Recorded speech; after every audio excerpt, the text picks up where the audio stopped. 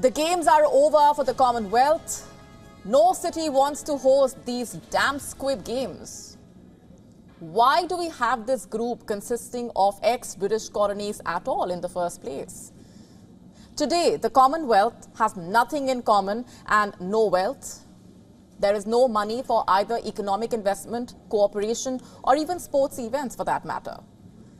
The Canadian province, Alberta, has just cancelled its bid to host the Games in 2030. The Australian province, Victoria, has withdrawn as host for 2026, leaving the Games an orphan. In fact, both feel that the value is not worth the cost.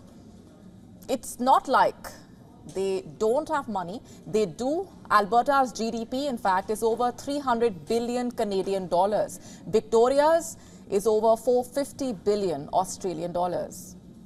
Victoria is, in fact, also currently hosting the FIFA Women's World Cup. So there is money, quite a lot of it, in fact. Just not for the charade of the Commonwealth. And why should countries even sponsor this nonsensical hangover of the British imperialism? Why should taxpayers' money, my hard-earned money, be wasted on propping up the faded prestige of the British crown as it fantasizes about its past?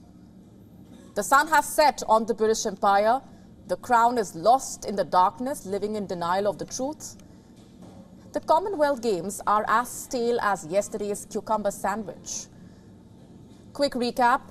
When Britain was forced to pack its bags and exit its colonies, it came up with the Commonwealth to serve its post-imperial interests. Promises were made, commitments of service were also broadcast on the radio. From Cape Town, then 21-year-old Princess Elizabeth told the Commonwealth, "I declare before you all that my whole life, whether it be long or short, shall be devoted to your service and the service of our great imperial family to which we all belong."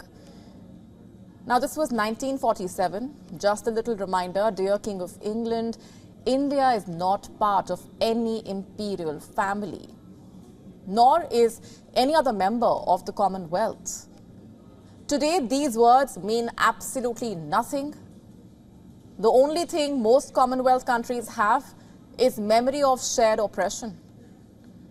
Even faithful Australia and Canada are fed up.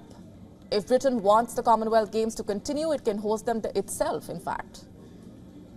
Canada does not want to, neither does Australia. And these are countries that still have the British monarch as their heads of state. Also, Australia has historically been one of the most enthusiastic hosts of sporting events. So its refusal to host the Commonwealth Games is the ultimate vote of no confidence in the Crown and the Commonwealth. 56 countries are part of the Commonwealth, but what for? It has no purpose, no objective, and I will prove this to you. On its website, the Commonwealth boasts of strengthening electoral democracy, election bodies, institutions, processes. Why then did it do nothing when democracy was killed by the military junta in Myanmar, an erstwhile colony? The Commonwealth also talks about helping member countries to, quote-unquote, increase their ability to implement violent extremism, prevention, response, and management policies. Now to the irony of it all. Pakistan is a Commonwealth nation, also a state sponsor of terror. Mozambique and Nigeria, too, are Commonwealth countries. How, may I ask, is Britain or anyone else in the grouping helping these countries fight the ISIS and the jihadists? The truth is, it cannot.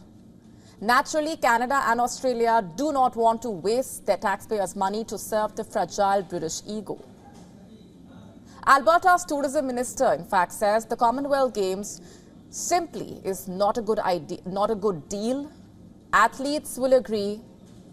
Does any athlete seriously want to win a Commonwealth medal? An Olympic gold, yes. Commonwealth award, not. The standard of competition is extremely low. Last year, when the Games were held in Birmingham, several celebrated athletes simply did not show up. Usain Bolt has run in just one Commonwealth Games, just one, and that should say something. Also, there is barely any audience for these games. What strategic interest does the Commonwealth even serve? Where is it placed in comparison to, say, a BRICS, a G20, a Quad, or NATO? The blunt answer is the Commonwealth is nowhere. The Commonwealth is nothing but a tattered vehicle of a now tattered British monarchy.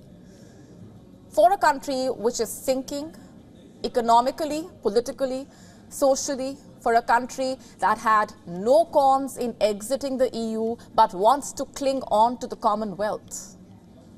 Ireland and Zimbabwe have already exited the grouping. What's stopping India? Why should New Delhi continue to honor the relic of the British Empire? There isn't even a real trading advantage here, because more Commonwealth countries do not even trade between themselves much. There is a no trade agreement that facilitates a special economic relationship. What is the point of this grouping then? When an Indian travels to the UK, there is no visa on arrival for him or her, or a visa-free entry. So where is the kinship that the Commonwealth actually promised? When an Indian student applies to a UK university, she gets no favors or exemptions. So what really is the point of the shared inheritance in language, quote unquote, that the Commonwealth Charter talks about? This grouping, you see, is nothing except a tea party with stale sandwiches. 2.5 billion people in the Commonwealth countries are already looking after their individual interests as they see fit.